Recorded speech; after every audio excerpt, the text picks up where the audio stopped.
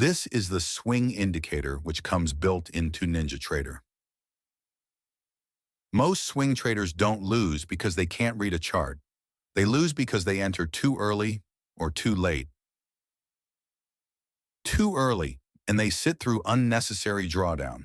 Too late, and the risk to reward is already gone. I used to do both. I'd anticipate moves before they were confirmed, or I'd hesitate and chase once price had already moved. So I built a simple framework around one indicator to remove the guessing, not to predict the market, but to help me identify when momentum is actually shifting and when it's just noise.